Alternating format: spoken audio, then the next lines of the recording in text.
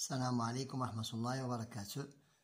Nous sommes toujours dans notre manuel, le petit maths, la leçon numéro 11, les fractions, opérations de calcul, addition, soustraction, multiplication et la division de la page 48 à la page 51, le petit maths, nouvelle édition. Passons maintenant à la page 48 de notre leçon. Première question sous forme d'un problème. Myriam a mangé 2/8 de la pizza. 2/8 de la pizza. Parce que la pizza est partagée en 8 parts égales. Sa sœur en a mangé 1/8. Donc, l'ensemble de ce qu'ils ont mangé, c'est 3/8. 2 pour Myriam et 1/8 pour sa sœur.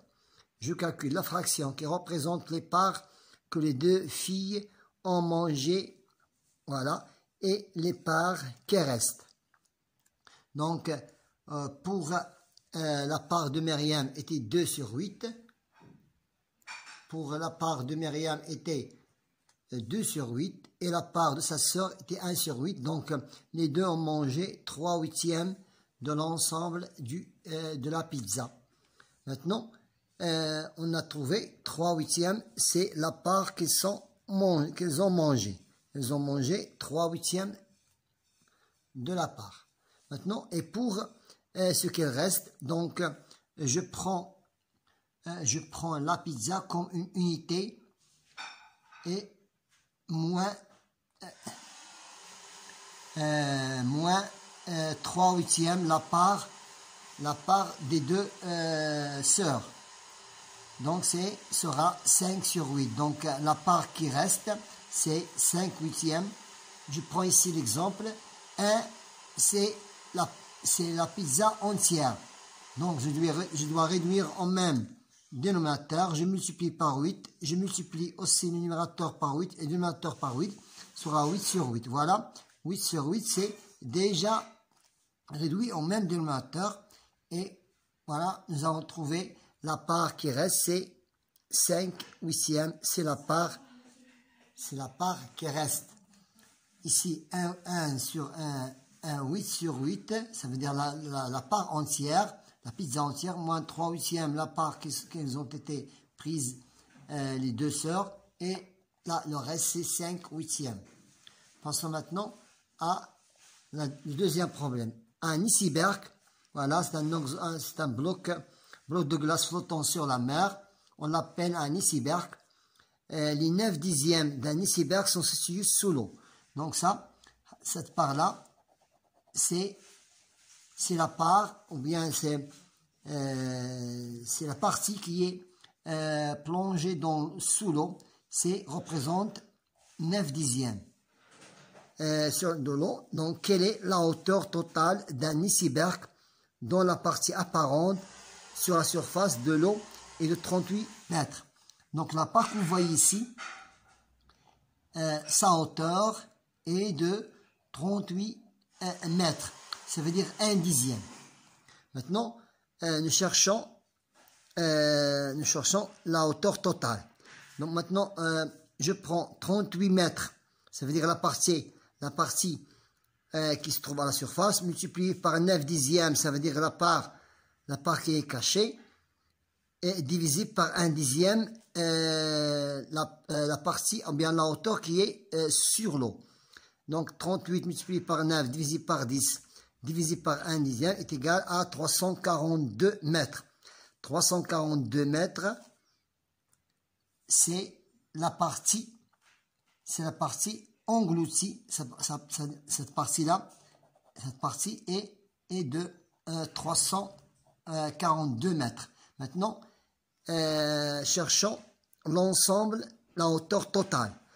Donc, la hauteur de la partie, la hauteur de la partie qui est sur l'eau de l'iceberg est 38 et la partie cachée est 342. L'ensemble de la hauteur totale est de 388. Donc la hauteur totale est de 380 mètres. C'est la hauteur totale est de 380 mètres. Pour la troisième question, j'observe et je complète. L'unité 1, et nous avons ici colorié 1, 2, 3, 4, 5 huitièmes. 5 huitièmes, et nous devons retrancher du 5 huitièmes, 3 huitièmes est égal à 2 sur 8. Est égal à 2 sur 8. Pour l'autre part, nous avons ici 3 huitièmes, nous avons ici 2 cinquièmes, plus la deuxième part de 1 cinquième, puisqu'ils ont même dénominateur, je ne dois pas les réduire au même dénominateur. Donc 2 plus 3 est égal, 2 plus 1 est égal à 3, et on garde le dénominateur tel qu'il est. Ici, 1 demi plus 1 quart.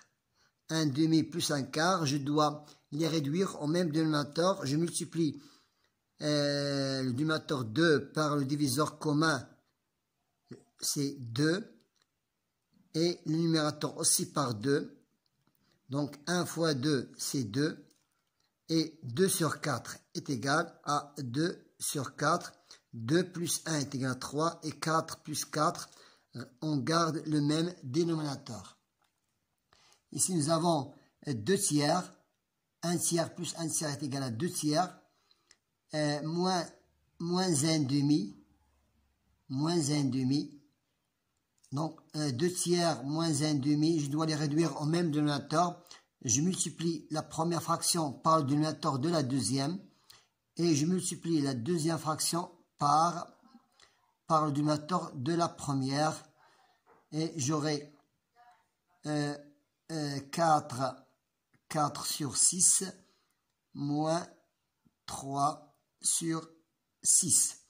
4 moins 3 est égal à 1 sixième. Voilà le résultat. C'est 1 sixième. Voilà, 4 sur 6 moins 3 sixième est égal à 1 sur 6. Passons à la page 49 de la même leçon. Je lis le texte et je complète. Environ, nous avons ici la globe terrestre. Elle est située de la surface couvert d'eau et la surface couverte de terre. Environ 7 dixièmes de la terre qu'on voit ici, 7 dixièmes, et contient couvert de l'eau, bien couvert d'eau. Dans cette partie 1 demi, mais seulement 1 demi de 7 dixièmes est couverte par l'océan Pacifique.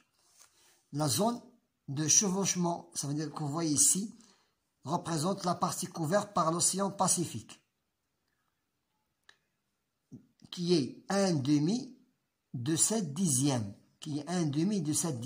ou 1 demi multiplié par 7 dixièmes sera 7 sur 20. 1 fois 7, 7, 2 fois 10, c'est 20. Voilà, c'est la partie couverte pacifique de la surface de la Terre. Environ 1 demi de la surface occupée par l'eau est couvert par l'océan Pacifique. J'observe et je complète.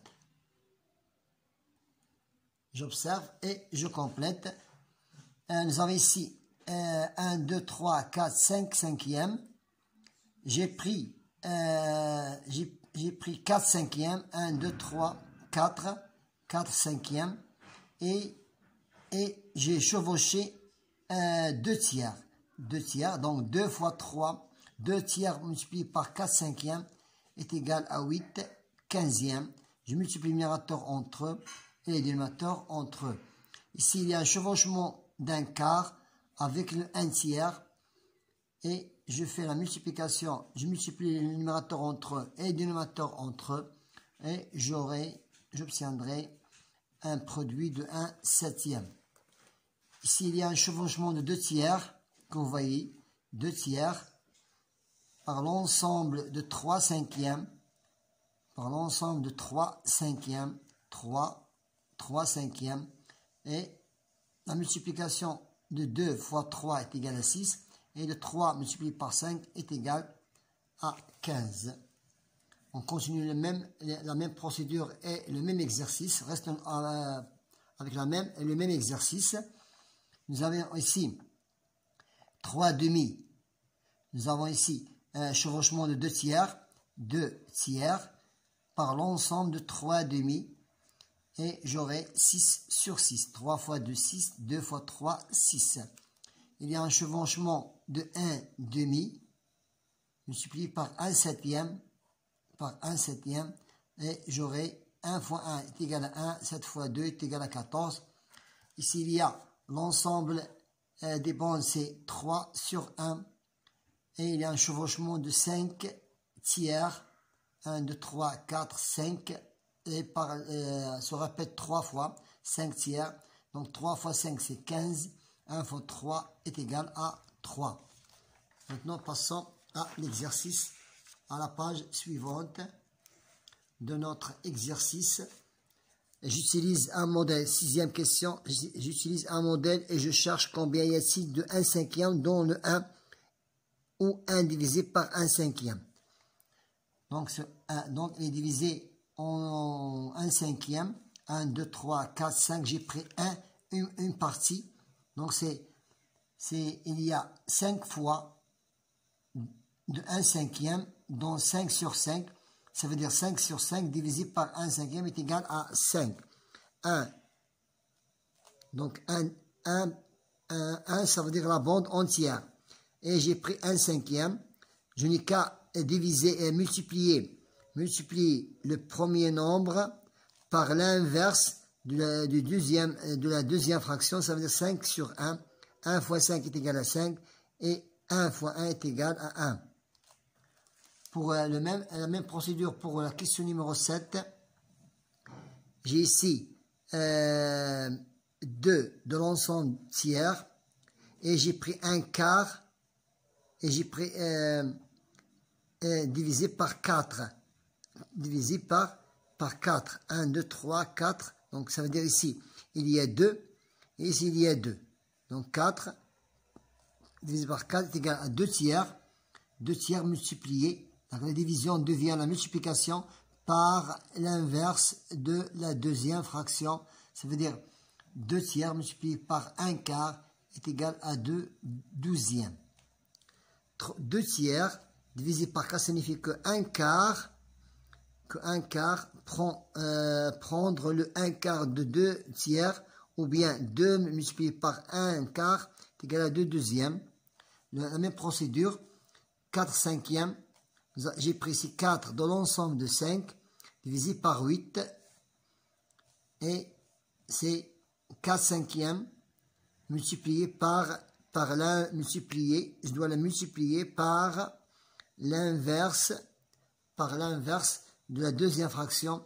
4 multiplié par 1 est égal à 4, 8 fois 5 est égal à 40, c'est la même réponse. La même chose ici, 5, 1, 2, 3, 1, 2, 3, 4, 5, sixième dans l'ensemble. Et pour l'ensemble, c'est 5. 1, 2, 3, 4, 5. 1, 2, 3, 4, 5. Donc, je prends 5 sixièmes. Je le multiplie par l'inverse de la deuxième fraction, est égal à 5 sur 30. J'observe et je complète. On a partagé chacun des 9 jetons en 3 parts. Nous avons ici 9 jetons en 3 parts. Première part, deuxième part, troisième part. Donc 9 divisé par 1 tiers, ça veut dire 9 sur 1 multiplié par l'inverse de la deuxième fraction est égal à 27. La même procédure pour la question, pour la suite de la question. Ici il y a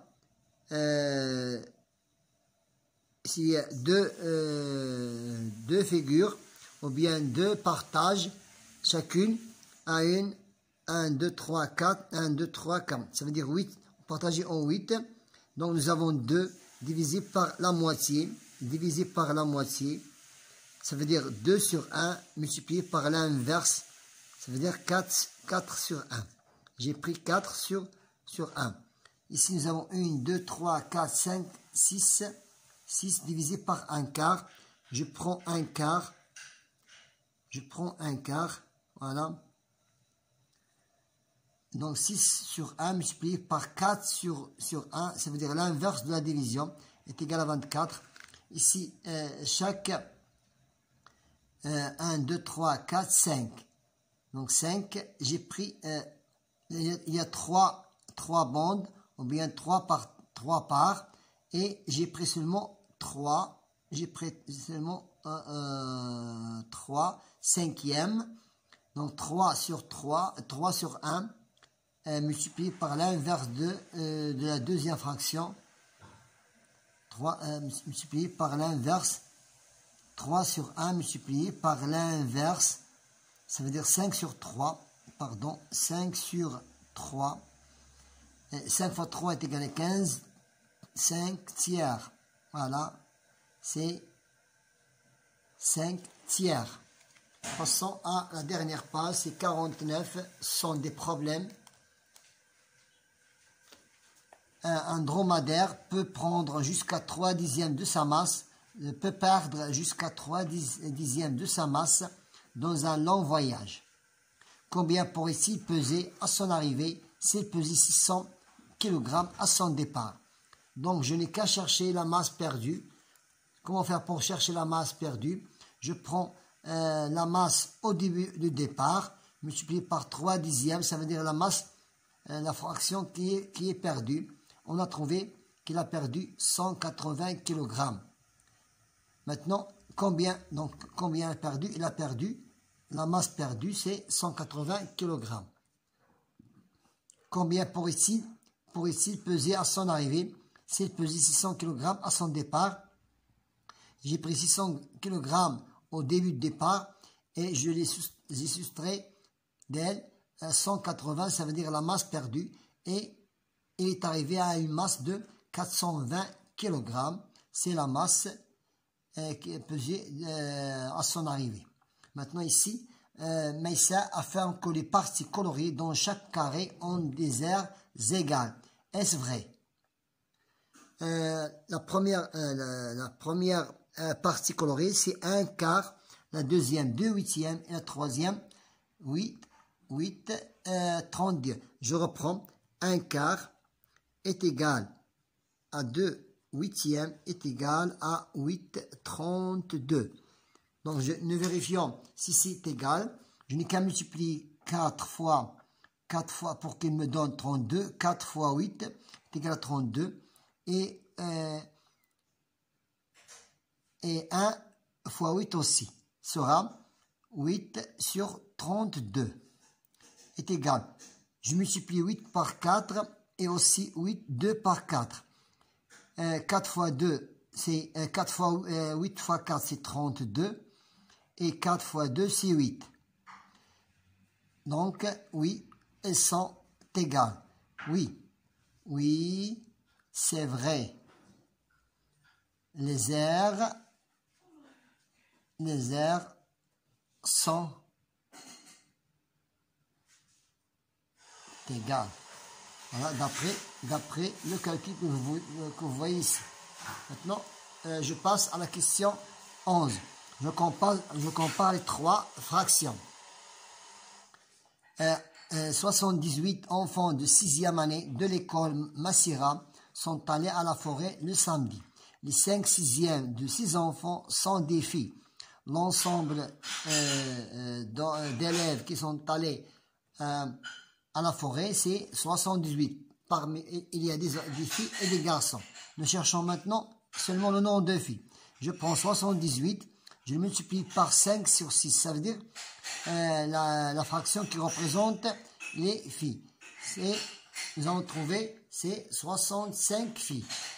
Maintenant, je calcule le nombre de garçons. Je n'ai qu'à prendre 78 moins le nombre de filles et m'a donné le nombre de garçons. 6 unités, c'est 78. Une unité est égale à 13. Donc 13, c'est le nombre de garçons. C'est le nombre de garçons. Pardon, c'est le nombre 2 garçons. Mehdi possède 81 dirhams. Il a dépensé 2 neuvièmes de son argent pour acheter 10 stylos et 4 neuvièmes pour acheter des cahiers. Donc, j'ai fait la somme de ces deux fractions et j'ai trouvé 6 neuvièmes qui représentent la somme de ses achats. Combien il avait? Il avait 81. J'ai pris 81 multiplié par 4 sur 9 pour trouver. J'ai multiplié par 4 sur 9. 2 neuvièmes est égal à 6 neuvièmes. Donc, il a dépensé, je calcule le nombre, Mehdi, combien a-t-il dépensé au total? Donc, qu'est-ce que j'ai fait? J'ai fait 81.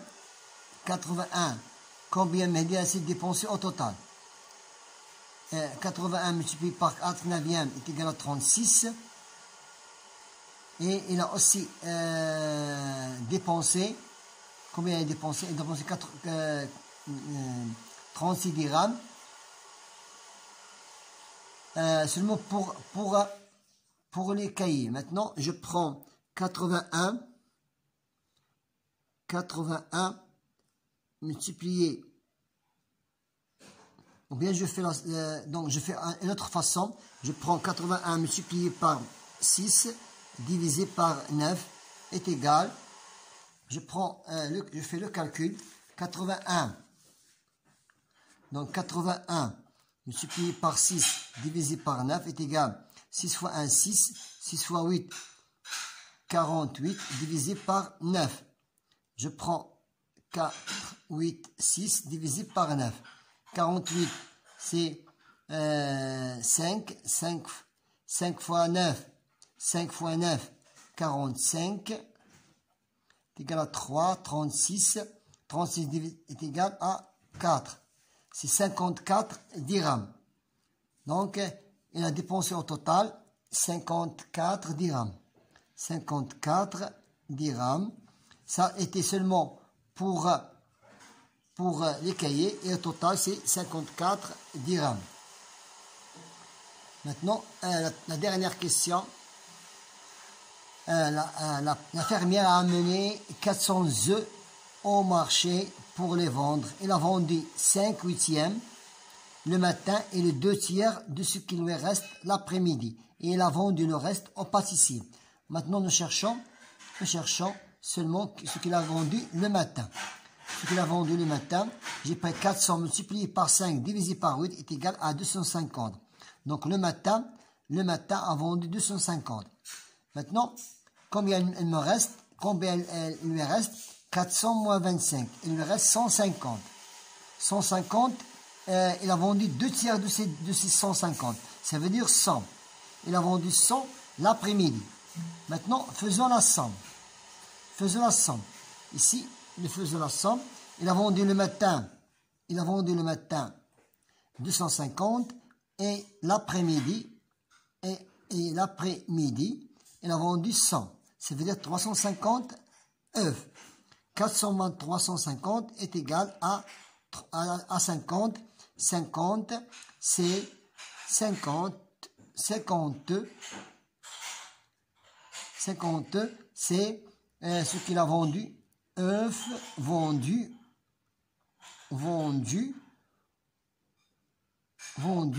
au pâtissier. Vendu au pâtissier. Voilà, on a trouvé le résultat final de ce problème. Bon courage. Voilà, nous avons terminé avec notre séance d'aujourd'hui.